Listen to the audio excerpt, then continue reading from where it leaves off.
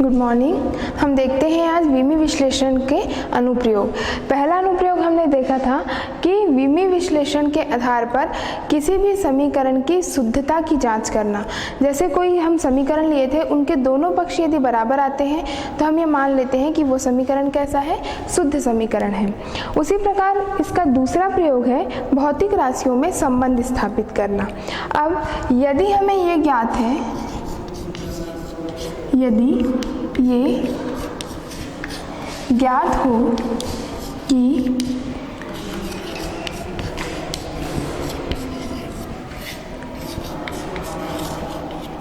भौतिक राशि किन किन कारकों पर निर्भर करता है,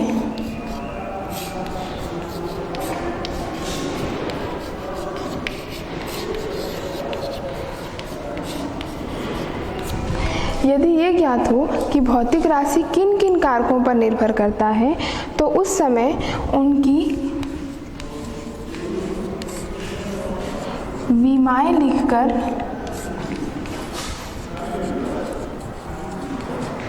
हम उन भौतिक राशियों में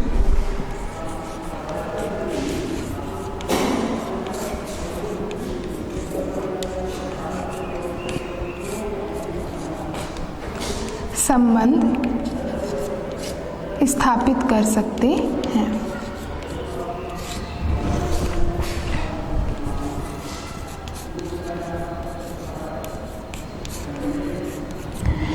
देखिए यहाँ पर क्या है कि यदि हमको ये मालूम है कि भौतिक राशि, जैसे हमने कोई भौतिक राशि लिया, अब वो भौतिक राशि किन किन कारकों पर निर्भर करता है। जैसे मान लो लंबाई, जैसे हम लिए क्षेत्रफल हमको निकालना है, तो क्षेत्रफल निर्भर करता है लंबाई और चौड़ाई पर। या फिर वेग हमको निकालना है, तो वेग किस पर निर्भर करता है, ये हम भौतिक राशि के आधार पर उनकी विमाएं, मतलब उनका विमी सूत्र निकालेंगे। और विमी सूत्र निकालने के बाद दो भौतिक राशियों के बीच क्या संबंध है, ये हम ज्ञात करते हैं।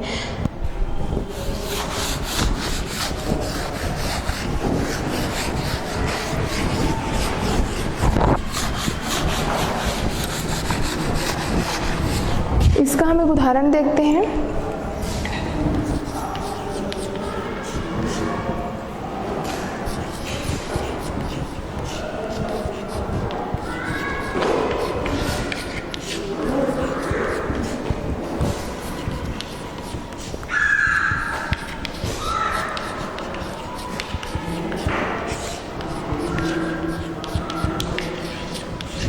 वायु में ध्वनि का वेग प्रत्यास्था गुणांक और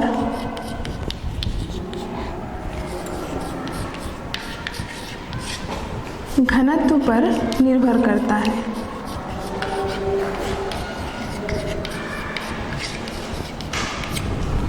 देखो यहाँ पर क्वेश्चन है कि वायु में जो ध्वनि का वेग है वो निर्भर करता है प्रत्यास्था गुणांक और घनत्व पर। तो इस समय विमी विधि से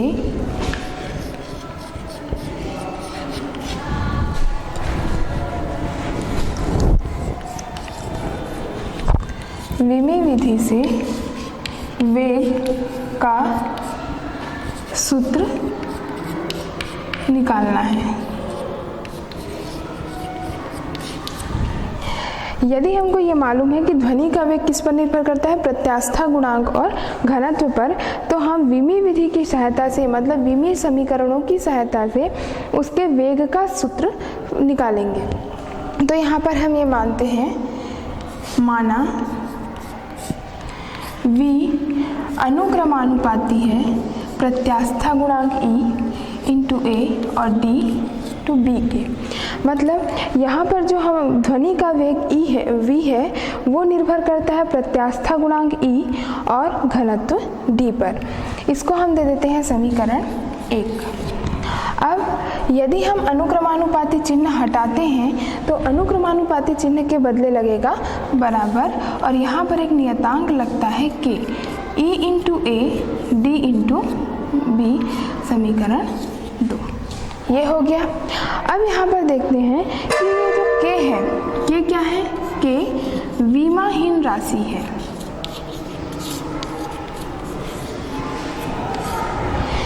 के क्या है, विमाहीन राशि। यहाँ पर v का मतलब होगा वेग, e का मतलब होता है प्रत्यास्था गुणांक और d का मतलब होता है घनत्व।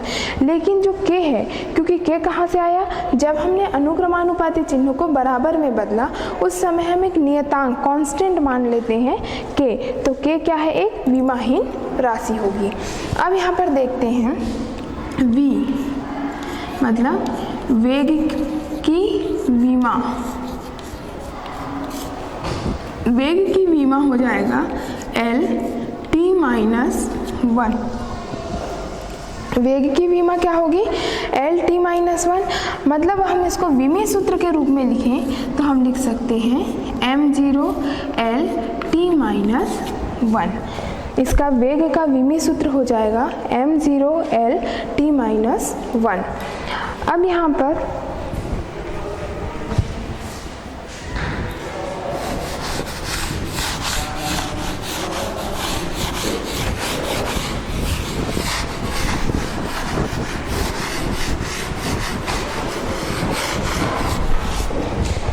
वेग के विमीय सूत्र हो गया। अब देखते हैं E मतलब प्रत्यास्था गुणांक, प्रत्यास्थता गुणांक का विमीय सूत्र।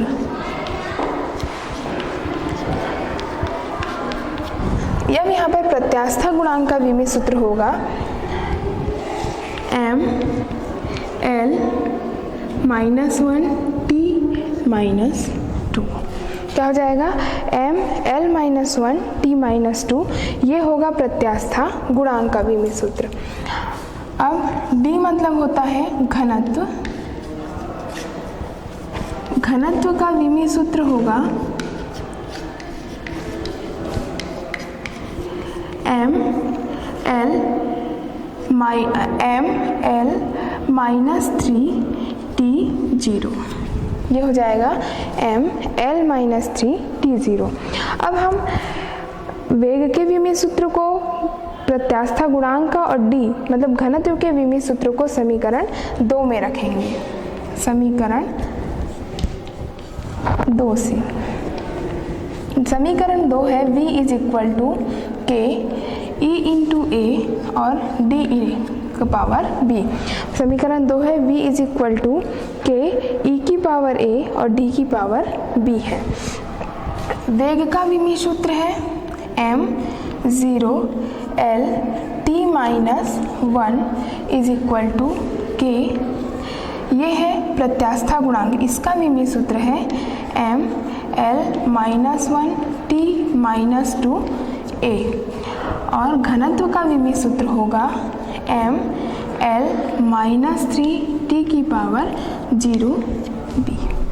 ये हो गया, ये हम निकाल लिए। अब हम देखते हैं कि हमने इसके पहले जो सिद्धांत इस अनुप्रयोग पढ़ा जिसमें भौतिक राशि, ये माना कि भौतिक राशि का जो समीकरण होता है उसके दोनों पक्ष हमेशा क्या होते हैं, बराबर होते हैं। विमीय समांगता के अनुसार, विमीय समांगता के अनुसार दोनों पक्षों की विमाएं बराबर होती है।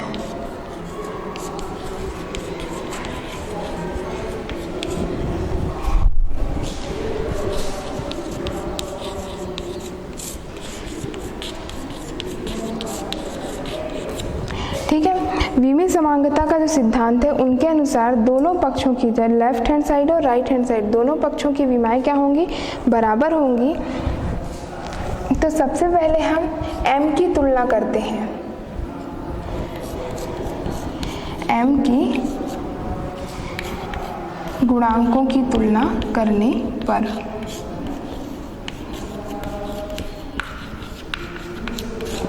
अब देखो यहाँ पर m का गुणांक यदि हम लेते हैं तो यहाँ पे m की घात क्या है, 0 है और यहाँ पे m की घात 1 इंटू a, m की पावर a होगा और यहाँ पर m की पावर है b। मतलब यहाँ पर हो जाएगा a प्लस b बराबर 0। ये हो गया, इसको हम दे देते हैं समीकरण 3।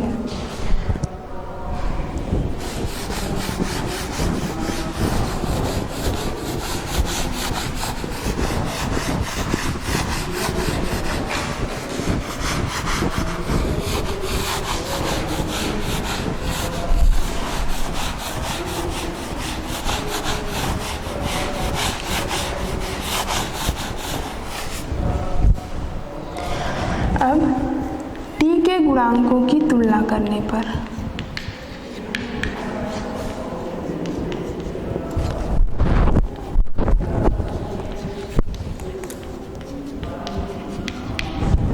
देखते हैं t की विमा की यदि हम तुलना करते हैं तो उस समय ये आएगा -1 इज इक्वल टू, ठीक है, यहाँ पर क्या है -1 is equal to -2a, -1 is equal to -2a, तो माइनस से माइनस कैंसिल हो गया और a का मान आ गया 1/2। यहाँ पर a का मान कितना आया 1/2 आया। अब इस a के मान को हम रखेंगे समीकरण 3 में, तो लिख लेते हैं समीकरण 3 में a का मान रखने पर, a है समीकरण 3 है a प्लस बी बराबर 0, a का मान रखेंगे 1/2 plus b is equal to 0, तो b का वैल्यू आ जाएगा -1/2। यहाँ पर b का मान आ गया -1/2। अब देखते हैं समीकरण 1 में समीकरण 2 में मान रख देते हैं, तो क्या आ जाएगा v is equal to k into e की पावर 1/2 और d की पावर -1/2। तो जब v is equal to k e की पावर ये है तो आ जाएगा v is equal to k into e की पावर, अब e अपॉन d पूरे की पावर 1/2, तो v इज इक्वल टू आ जाएगा k under root e upon d, ये आ जाएगा।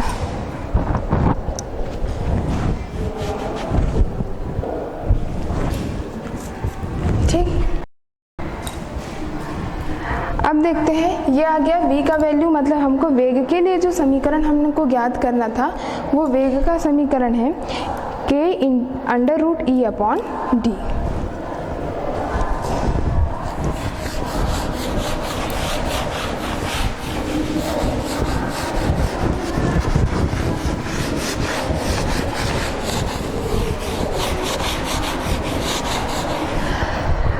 ये तो दूसरा अनुप्रयोग था। अब हम देखते हैं तीसरा अनुप्रयोग। तीसरा अनुप्रयोग है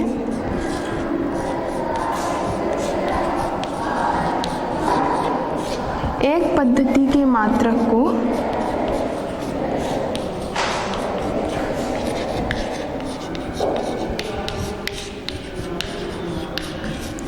दूसरी पद्धति में बदलना। यहाँ पर हम एक पद्धति का मात्रक, जैसे मान लो हमारे पास मात्रक है सीजीएस पद्धति का, तो हम उस मात्रक को बदलेंगे एसआई पद्धति में बदल सकते हैं या फिर एमकेएस पद्धति या एफपीएस पद्धति, मतलब कोई भी एक पद्धति में यदि मात्रक है तो हम उसके मान को दूसरे पद्धति में कैसे बदलेंगे। तो हम देखते हैं, माना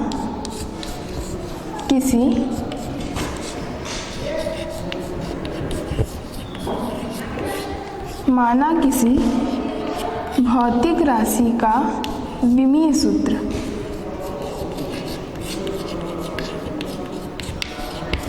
m की पावर a, l की पावर b और t की पावर c है। हम मान कर चलते हैं कि कोई भी भौतिक राशि का विमीय सूत्र क्या है, m की पावर a है, l की पावर b है और t की पावर c। अब यहाँ पर यदि पहली पद्धति का मात्रक है,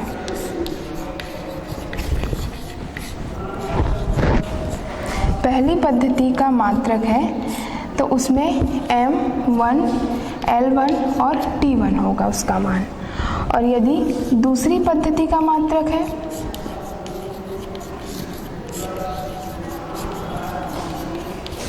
तो ये हो जाएगा m2, l2 और t2। मतलब यहाँ पर पहली पद्धति में जो मात्रक होंगे उनका मान अलग होगा, दूसरी पद्धति के मात्रक का मान अलग होता है। अब एक पद्धति या पहली पद्धति का संख्यात्मक मान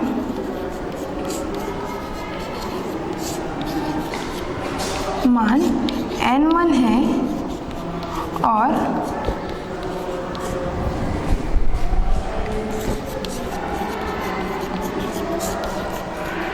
दूसरी पद्धति का संख्यात्मक मान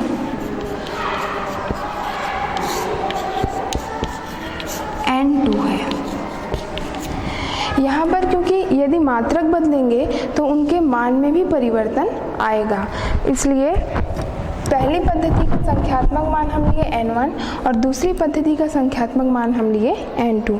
तो फॉर्मूला ये हो जाएगा n1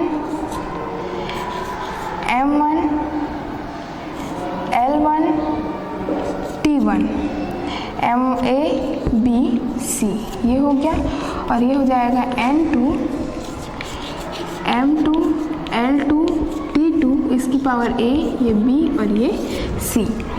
तो सूत्र से n2 इज इक्वल टू हो जाएगा n1 m1 upon m2 a L1 upon L2 B और T1 अपॉन T2 C। ये सूत्र से हम एक पद्धति के मात्रक को दूसरे पद्धति में बदल सकते हैं। तो इसका एग्जाम्पल देखते हैं।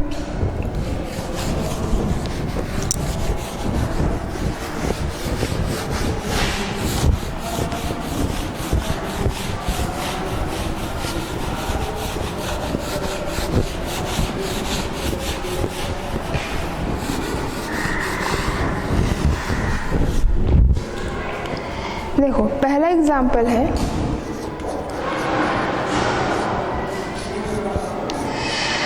MKS पद्धति में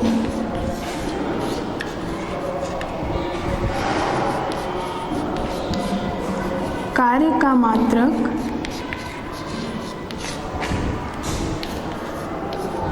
जूल है।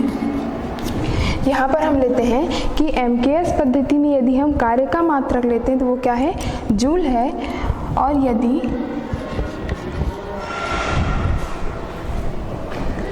CGS पद्धति में कार्य का मात्रक अर्ग है।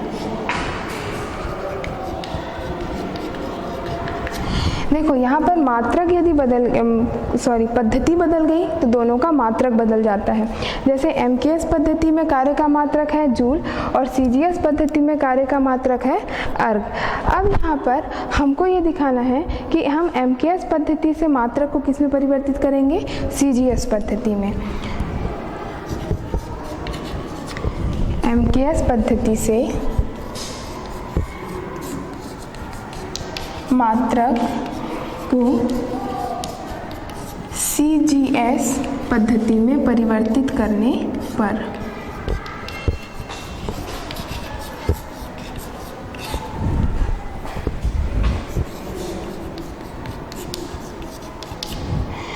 अब यहाँ पर देखते हैं सबसे पहले तो कार्य का विमीय सूत्र क्या होता है। कार्य का विमीय सूत्र, क्योंकि हमको कार्य को लेकर निकालना है कि MKS पद्धति में जो कार्य है वो जूल है, मतलब उसका मात्रक जूल है, और CGS पद्धति में उसका मात्रक क्या है, अर्ग है। इसलिए कार्य का विमीय सूत्र हो जाएगा ML2T-2। अब यहाँ पर ML2T-2 ये इसका विमीय सूत्र है। तो A का मान हो जाएगा 1, B का मान हो जाएगा 2 और C का मान हो जाएगा -2।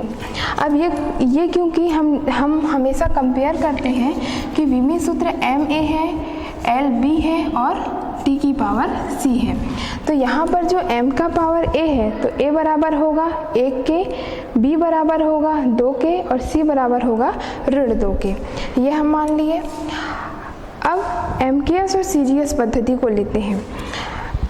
इसमें हम सबसे पहले लेते हैं द्रव्यमान M1 और M2। अब देखिए MKS पद्धति में हम द्रव्यमान को नापते हैं किलोग्राम में, ठीक है। MKS पद्धति में हम द्रव्यमान को नापते हैं किलोग्राम में, इसलिए होगा 1 किलोग्राम बटे सीजीएस पद्धति में हम नापते हैं ग्राम में, तो 1 किलोग्राम बराबर हो जाएगा 1000 ग्राम बटे 1 ग्राम, ये आ गया। उसी प्रकार L1 अपॉन L2, L1 मात्रक है किसका, लंबाई का। अब यहाँ पर MKS पद्धति में हम लंबाई को नापते हैं मीटर में, तो ये हो जाएगा 1 मीटर बटे 1 सेंटीमीटर। 1 मीटर बराबर होता है 100 सेंटीमीटर बटे 1 सेंटीमीटर। ये निकल गया M1 M2 L1 L2। अब हम ले लेंगे T1 अपॉन T2, क्योंकि समय को दोनों में ही हम सेकंड में नापते हैं, इसलिए इसका मान आएगा 1/1, क्योंकि समय दोनों में ही सेकंड में होगा।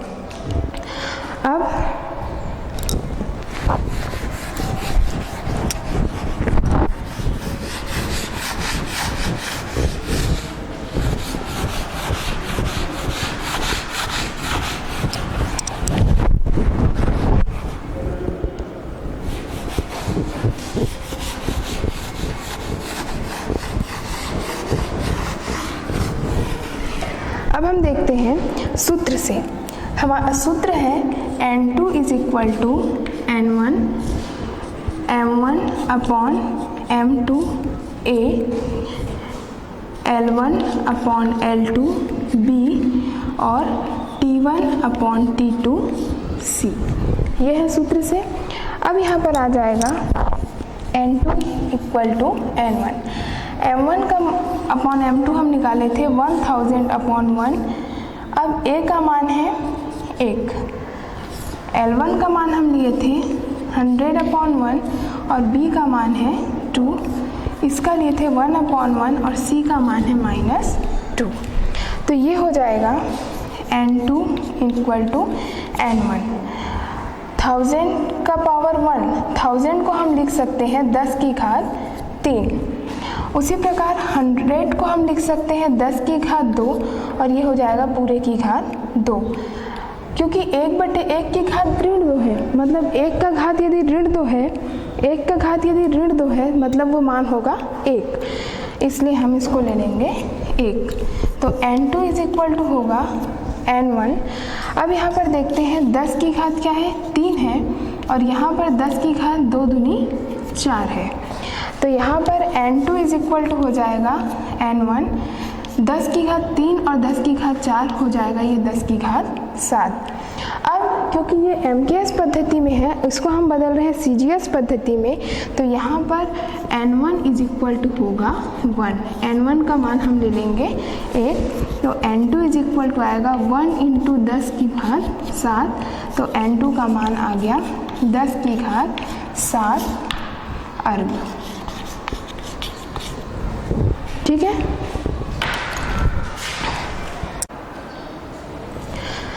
अब अगला हम एक और उदाहरण देखते हैं इसी में से।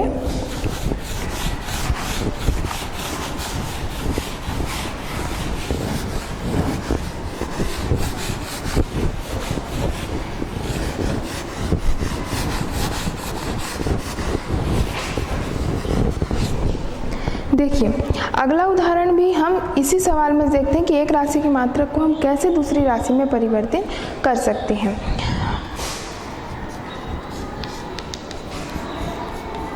वायु में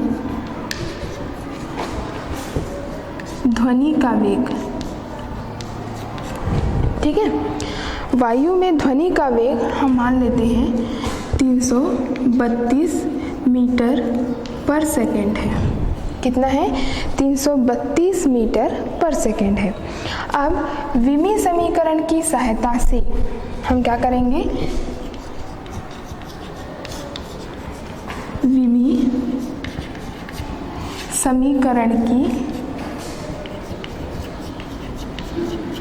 सहायता से इसको हम किलोमीटर प्रति घंटा में चेंज करेंगे। किलोमीटर प्रति घंटे में बदलने पर देखो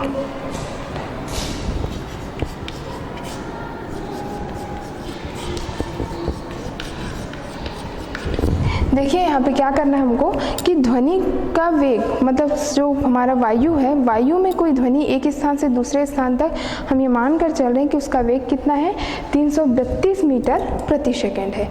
अब विमी समीकरण की सहायता से हमको उसको बदलना किस में है, किलोमीटर प्रति घंटे में। तो उस समय जब हम उसको बदलेंगे तो उसका मान कितना होगा, ये हमको निकालना है। तो सबसे पहले हम देखते हैं वेग, या जिसको हम कहते हैं चाल का विमी सूत्र। वेग या चाल का विमी सूत्र हो जाएगा m0L_t-1। क्या होगा, m0L_t-1। अब देखो यहाँ पर a का मान हो जाएगा 0, b का मान हो जाएगा 1 और c का मान हो जाएगा -1। क्यों आया, क्योंकि हम हमेशा इसकी तुलना करते हैं, किससे करते हैं तुलना, m की पावर a, l की पावर b और t की पावर c से, इससे हम तुलना करते हैं। और जब हम इससे तुलना करेंगे तो a की घात a के बराबर किसके आएगा, 0 के, b बराबर आएगा 1 के और c बराबर आएगा ऋण 1 के, ये आ जाएगा। अब यहाँ पर हम देखो क्या मान कितना है, 332 मीटर पर सेकेंड, मतलब n1 का मान, n1 का संख्यात्मक मान कितना है, 332 है। ठीक है यहाँ तक। अब हम सबसे पहले निकाल लेते हैं m1 और m2। तो m1/m2, m क्या होता है, किसी भी पदार्थ का द्रव्यमान। अब यहाँ पर यदि हम देखें तो द्रव्यमान में वायु का वेग दिया है मीटर पर सेकेंड में, मतलब हमको दूरी और समय दिखाया है। द्रव्यमान, क्योंकि द्रव्यमान तो समान ही होगा, इसलिए m1/m2 क्या होगा, 1 kilogram upon 1 kilogram is equal to 1/1, ये आ गया। उसी प्रकार लंबाई L1 क्या होगा, L2 होगा। अब L1/L2 में पहली राशि में हमने क्या लिया है, मीटर लिया है, तो ये आ जाएगा 1 मीटर अपॉन सेकेंड में हमको लेना है 1 किलोमीटर। तो 1 मीटर बराबर होता है 1000, 1 मीटर हो गया, और 1 किलोमीटर बराबर हो जाएगा 1000 मीटर। ये हो गया L1 और L2 का मान। अब हम निकालेंगे T1/T2 का मान। तो यहाँ पर देखो पहले में हमको दिया है सेकंड और हमको उसको चेंज करना है घंटे में। तो 1 सेकंड बराबर हम लिखेंगे 1 सेकंड बटे 1 घंटा। तो यहाँ पर सेकंड में यदि हम इसको चेंज करते हैं घंटे को, तो 1 घंटे में होता है 3600 सेकंड। ये आ गया तीनों का मान, m1/m2 आ गया, L1/L2 आ गया और T1/T2 आ गया। अब इस मान को हम रखेंगे सूत्र में।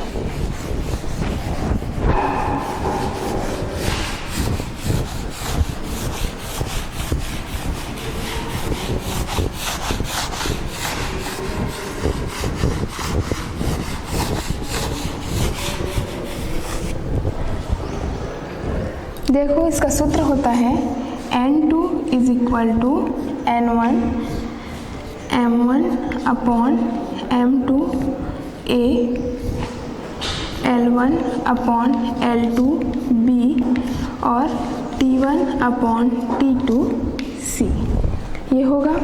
तो सबसे पहले हम देखते हैं N2 is equal to, N1 का मान कितना होगा, 332। उसके बाद m1/m2 ये आएगा 1/1, A का मान है 0, L1/L2 तो ये हो जाएगा 1/1000, इसका पावर है 2, सॉरी इसका B का मान है 1, T1/T2 तो 1/, ये हो जाएगा -1। देखो यहाँ पर हम m1/m2 का मान रखें और A का मान रखें, यहाँ पर L1/L2 का मान रखें, B का मान रखें और यहाँ पर T1/T2 का मान रखें और किसका रखें, C का मान रखें। अब क्या होगा, N2 इज इक्वल टू 332। किसी भी संख्या का घात यदि शून्य है, यहाँ पर जैसे संख्या का घात क्या है, शून्य है, तो किसी भी संख्या का घात यदि शून्य है तो उसका मान होता है 1। तो ये हो जाएगा इंटू 1 इंटू यहाँ पर आ जाएगा 1/1000 इंटू, अब देखो 1/3600 है। अब 3600 की घात कितना है, ऋण 1 है। अगर हम 3600 को अंश में ले जाएं, ऊपर ले जाएं, तो ये घात प्लस में आ जाएगा। तो ये हो जाएगा 3600/1। तो यहाँ पर 2 0 से 2 0 कट गया और n2 का मान आ गया 332 गुणा 10 से हम 36 को भाग देंगे तो आएगा 3.6। 10 से यदि हम 36 को भाग दे रहे हैं तो कितना आएगा, 3.6। तो इसका मान हो जाएगा n2 का, अगर हम इन दोनों को गुणा करते हैं तो आ जाएगा 1195.2। ये होगा इसका मान। 332 और 3.6 इन दोनों को यदि हम गुणा करते हैं तो 1195.2 ये होगा आंसर। ये हमारा निकला किलोमीटर प्रति घंटे में।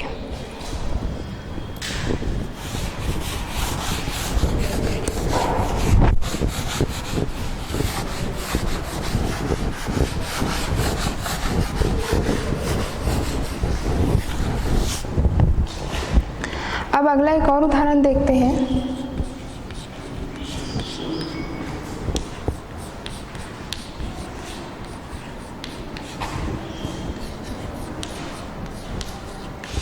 हम यहाँ पर लेते हैं पानी का घनत्व 1 ग्राम प्रति सेंटीमीटर क्यूब है।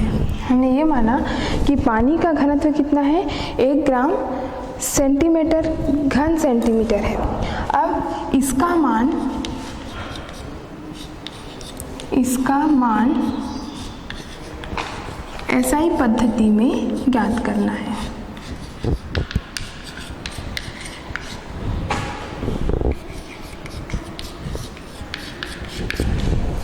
देखिए यहाँ पर पानी का जो घनत्व है, घनत्व जो है 1 ग्राम प्रति घन सेंटीमीटर है। अब इस मात्रा को हमको बदलना किस में है, एसआई पद्धति, अंतर्राष्ट्रीय पद्धति में बदलना है। तो सबसे पहले हम देखते हैं कि घनत्व का विमीय सूत्र क्या होता है। घनत्व का विमीय सूत्र, घनत्व का विमीय सूत्र हो जाता है ml-3t⁻0। ये होता है ml-3t⁻0। तो यहाँ पर a इज इक्वल टू हो जाएगा 1, b इज इक्वल टू हो जाएगा -3 और c इज इक्वल हो जाएगा 0। a का मान हो गया 1, b का मान हो गया -3 और c का मान हो गया 0। अब यदि यहाँ पर क्योंकि डेंसिटी कितना दिया पानी का और कितना है वो 1 ग्राम है, इसलिए हम n1 को ले लेते हैं 1। n1 का मान कितना हो जाएगा, 1 हो जाएगा। सबसे पहले द्रव्यमान निकालते हैं m1/m2। अब यहाँ पर पानी को जो पद्धति में दिया उसमें हम किस में नापे हैं, ग्राम में, और हमको बदलना किस में है, एसआई पद्धति में। तो एसआई पद्धति में हम नापते हैं किलोग्राम में। 1 gram is equal to 1 kilogram. तो ये हो जाएगा 1 ग्राम अपॉन 1 किलोग्राम बराबर होता है 1000 ग्राम। ये आ गया। m1/m2 इज इक्वल टू हो गया 1 ग्राम बटे 1 किलोग्राम को हम चेंज कर लिए ग्राम में, तो ये हो गया 1000 ग्राम। L1/L2। अब यहाँ पर दिया है ग्राम सेंटीमीटर, मतलब L1 का मान है 1 सेंटीमीटर, L2 मतलब एसआई पद्धति में जब हम उसको चेंज करेंगे तो हम उसमें लेते हैं मीटर। तो ये हो जाएगा 1 मीटर। तो 1 सेंटीमीटर बटे 1 मीटर बराबर होता है 100 सेंटीमीटर। ये हो गया 100। तो यहाँ पर आ गया 1/1000 और ये हो गया 1/100। अब हम निकालते हैं T1/T2। क्योंकि समय को किसी भी पद्धति में हम माने उसको हम सेकंड में ही लेते हैं, इसलिए ये हो जाएगा 1/1 सेकेंड। ये सारे मान आ गए। अब इन मानों को हम रख देते हैं समीकरण या इसके सूत्र में।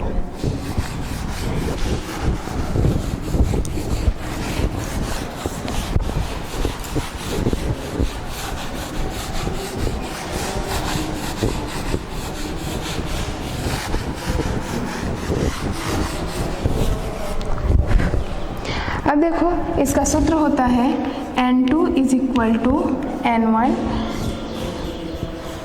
M1 अपॉन M2 की power A, L1 upon L2 की पावर B और T1 अपॉन T2 की पावर C। ये हो गया इसका मान। तो यहाँ पर देखो N2 is equal to N1 का मान हम लिए 1, M1 अपॉन M2 हमारा आया था 1 अपॉन 1000 की पावर A का मान था 1। अब L1 अपॉन L2 1 अपॉन 100 इसका मान था -3 और 1 अपॉन 1 इसका मान था 0, इसका मान था 0। यहाँ पर देखो N1 का मान रखे, M1 अपॉन M2 का मान रखे हैं, L1 अपॉन L2 का और T1 अपॉन T2 का। इसमें घात A का मान 1 था, B का मान ऋण 3 था और C का मान क्या था 0 था। अब इसको हल करते हैं। N2 is equal to 1 into 1 upon ये हो जाएगा 1000।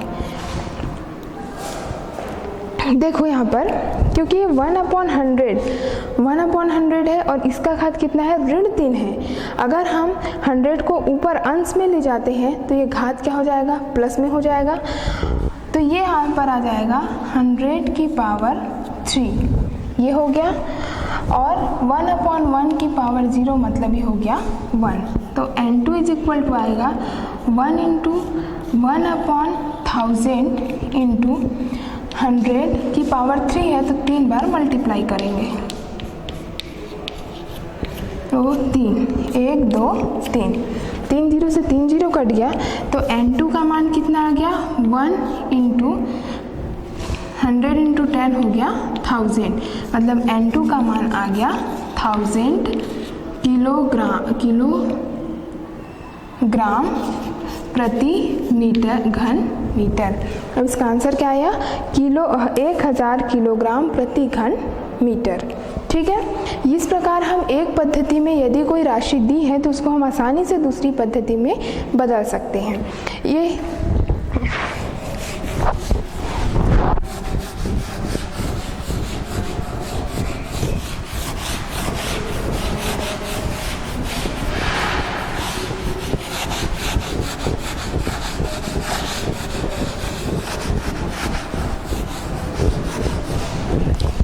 क्या था अभी तक कि विमीय विश्लेषण के अनुप्रयोग जो उसके उपयोग थे, जैसे भौतिक राशियों की शुद्धता की जांच करना या उन दोनों के मध्य संबंध स्थापित करना, या फिर तीसरा जो हम पढ़े कि एक पद्धति के मात्रक को दूसरी पद्धति के मात्रक में बदलना। अब हम उसकी कुछ सीमाएं देखते हैं। सीमाएं मतलब हर चीज़ का उपयोग की एक लिमिटेशन होती है। लिमिटेशन कहने का मतलब हम जिस चीज़ को अभी एक पद्धति से दूसरे पद्धति में बदल तो रहे हैं, लेकिन किन किन मात्रकों के लिए हम उसका उपयोग कर सकते हैं, तो ये उसकी क्या होगी सीमाएं होगी। तो हम देखते हैं विमीय विश्लेषण की सीमाएं।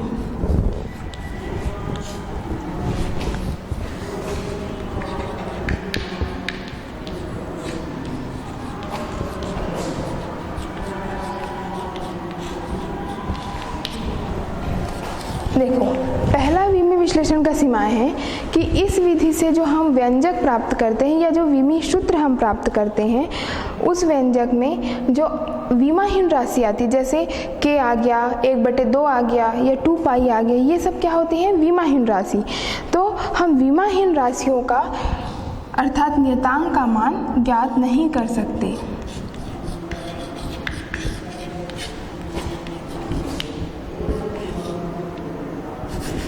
इस पद्धति से सूत्र में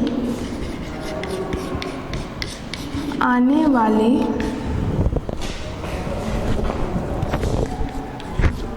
नियतांकों के मान ज्ञात नहीं का मान ज्ञात नहीं किया जा सकता। देखो पहला इसका सीमा क्या हो गया कि इसमें जो भी एक विमाहीन राशि आती है, विमाहीन राशि मतलब ऐसी राशि जिसकी कोई विमा नहीं होती, जैसे कोई संख्या आ गया, अचर संख्या, अचर संख्या मतलब मान लो 2 आ गया, अब हम 2 की विमाएं नहीं निकाल सकते। उसी प्रकार पाई आ गया तो पाई की भी हम विमा नहीं निकाल सकते। तो ये इसकी सीमा के अंतर्गत आएगा कि इस पद्धति में सूत्र में आने वाले जो नियतांक हैं उनके मानों को ज्ञात नहीं किया जा सकता। अगला है दूसरा कि यदि कोई राशि, कोई भी जो भौतिक राशि हम ले रहे हैं वो लंबाई, द्रव्यमान और समय इन तीनों के अतिरिक्त किसी अन्य पर निर्भर रहता है, मतलब अभी तक हम जो पढ़े वो हम विमीय सूत्र 3 के आधार पर निकालते हैं, या तो लंबाई पर निर्भर रहे, या तो द्रव्यमान पर, या समय पर, या तीनों पर। तो यदि कोई भौतिक राशि ऐसा है जो कि लंबाई, द्रव्यमान और समय इन तीनों पर निर्भर ना रहकर किसी अन्य राशि पर निर्भर रहता है तो हम वहाँ पर उसके विमीय सूत्र की गणना नहीं कर सकते।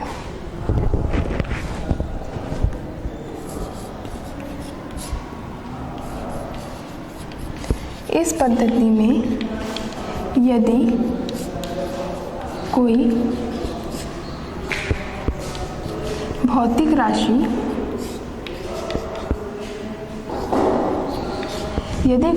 राशि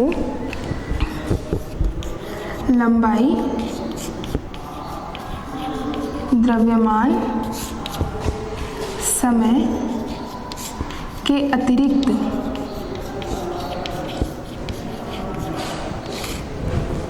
किसी अन्य राशि पर निर्भर करता है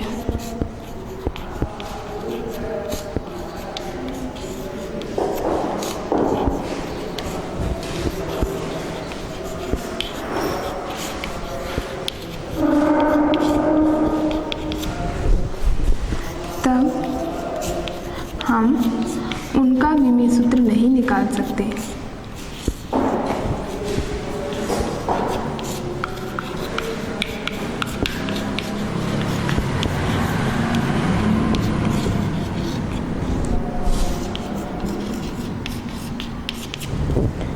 ठीक है कि यदि कोई राशि जो है, कोई भी मात्रक, कोई भी भौतिक राशि लंबाई, द्रव्यमान और समय इन तीनों के अतिरिक्त किसी और मान पर यदि निर्भर कर रहा है तो हम उसके विमीय सूत्र की गणना नहीं कर सकते। ये इसका दूसरा सीमा है।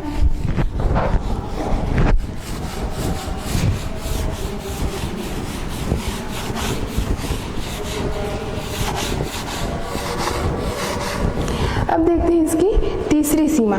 तीसरी सीमा ये है, देखो कभी कभी भौतिक राशि में कोई ऐसा नियतांक आ जाता है, जैसे हम कोई भौतिक राशि लिए उसमें कोई ऐसा नियतांक आ जाए जिसकी विमा ही नहीं है, तो उस भौतिक राशि की गणना या उसका विमीय सूत्र का मान हम नहीं निकाल सकते। और इस विधि से लघुगणकीय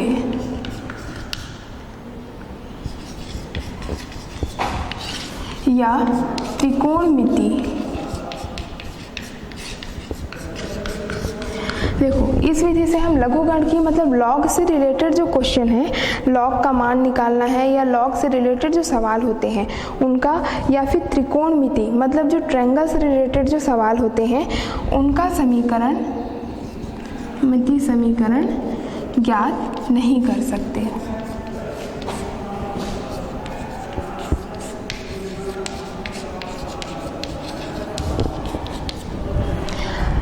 अब देखते हैं चौथा है कि इस विधि में हम, चौथा क्या है, इस विधि के द्वारा हम ये नहीं जान सकते कि कोई राशि जो है वो सदिश राशि है या फिर अदिश राशि है।